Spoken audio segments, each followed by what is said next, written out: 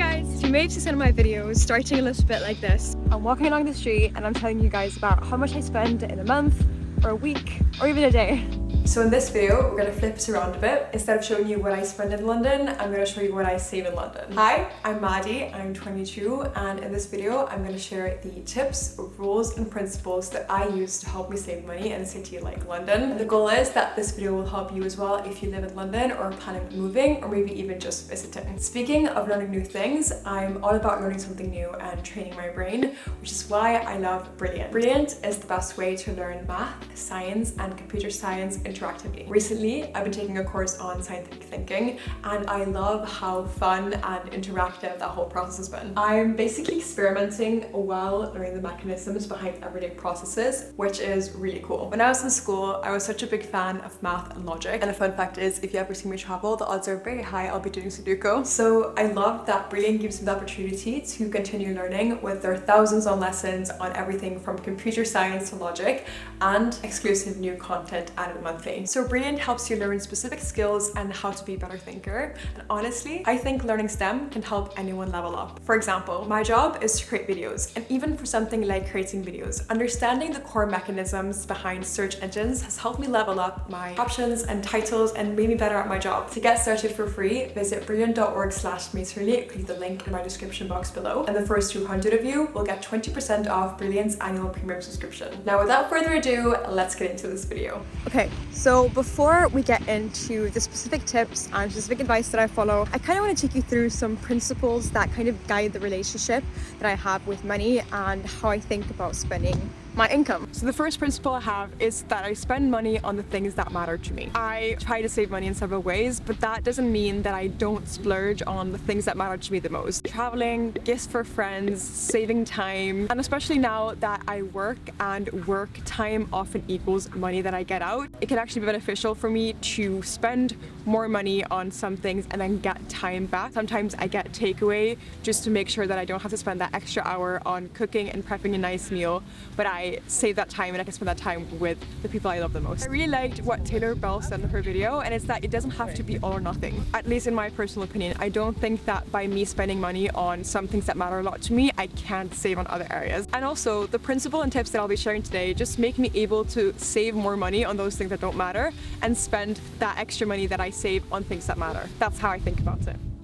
Principle number 2 is all about saving. There's 2 things that are super important to me. It's number 1, saving to eventually buy a property, and number 2, saving for the future and investing that money. And spending money saving into these 2 funnels gives me so much more enjoyment than 2x my purchases or go to twice as many restaurants. Personally, I get much more enjoyment out of saving that and seeing that like investment portfolio grow, or seeing my saving for a house and getting closer to that dream. And this brings me to my final principle, which is minimalism. I love this comment because although I think there's more to my personality than just having a small apartment, having a small apartment kind of interferes with every single aspect of your life. For example, minimalism. I have to be very wary with the space that I have, because if I buy too much, it literally will not fit into our space. So I don't. And I actually love that way of living where you don't buy a lot of new stuff, because we don't really need as much as we probably think we need. Hi!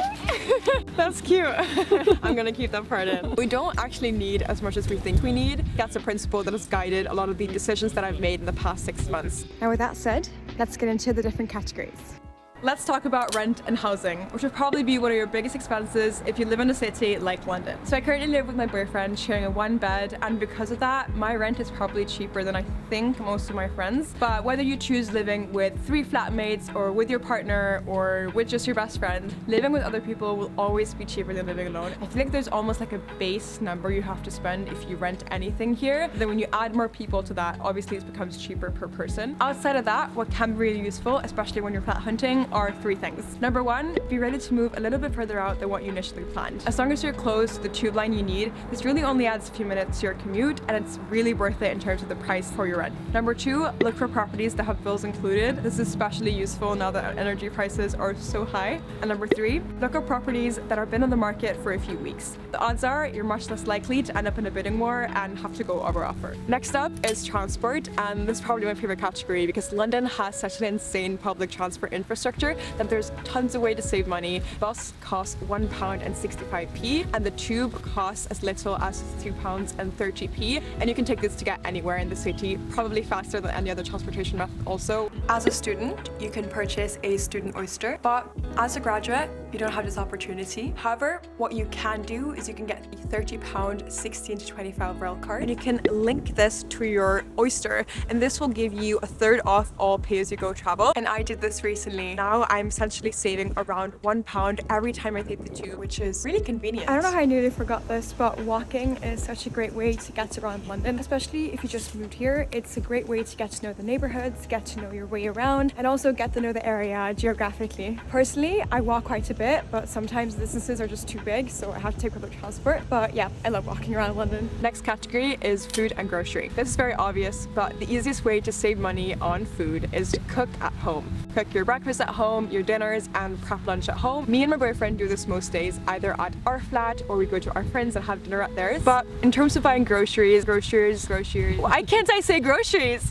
But in terms of buying groceries, what we do to save money is buying substitute items cheaply. About once a week, me and Theo will do our weekly shop at the cheapest supermarket close to where we live. And this is where we buy all those things that don't really matter where they're from. Toilet paper, pasta, fusilli, oats, all those things that don't matter what brand they're from. For the more unique products that the cheap store don't sell, I will specifically go to that store and buy only those special items. Also, Theo is obsessed with Sainsbury's reduced food sections, especially the bread ones. Okay, so of course there's nothing on offer right now, but traditionally they have really good deals. You buy around 2 to 3 breads each time and freeze the extra, and this only ends up costing between 45p and £1 for each bread, which is just crazy. And in person meeting out, there is really no way to save money. However, I've become good at recommending and eating at cheaper places just because the exclusivity of the place and the hype is not really that important to me. Rather, it's the time that I spend with my friends and the laughs and the conversation we have. And you can definitely find tons of amazing food for like 15, 16 pounds. Also, I was never allowed to have like sodas or anything else than water with food.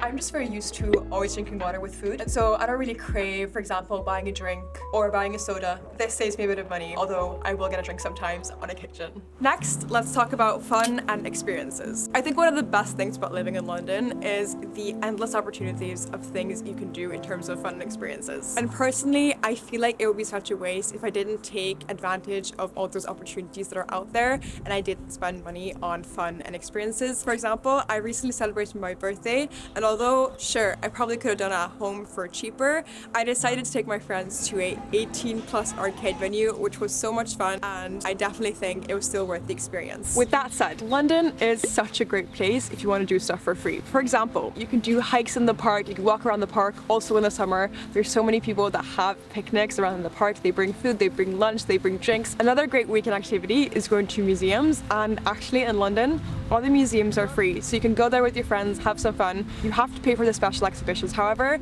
but you don't really miss out on that much. Finally, the last category is other purchases. So a nice rule I have for myself in terms of purchases is that if I leave it in my basket for 3 days and I still want it, I'll buy it. This definitely saves me from a lot of impulse purchases. And when I'm purchasing something, I always sign up to newsletters to get that 15-20% discount. And I also have browser extensions installed like Karma and Honey. And a little tip, if you're a student, wherever you are, literally just show your student ID. The odds that they have a 5%, 10%, even 15% discount are very high. Also download Uni Days, Student Beans. When it comes to purchasing clothing, there's a nice principle that I like to keep in mind, and it's called price per wear. What is cost per wear? Good question. A good way to think of it is kind of like a calculation. A clothing piece will cost X amount of money and you will wear it X amount of times. So if you divide those two, cost per wear is basically how much you would pay for each time you wear that item. If you buy a sweater for £200 and you wear it 200 times, the cost per wear is £1. But if you buy a slightly cheaper purse dress for £50 and wear it twice, the cost per wear will be £25, meaning the cost per wear is higher for that dress, even though it was cheaper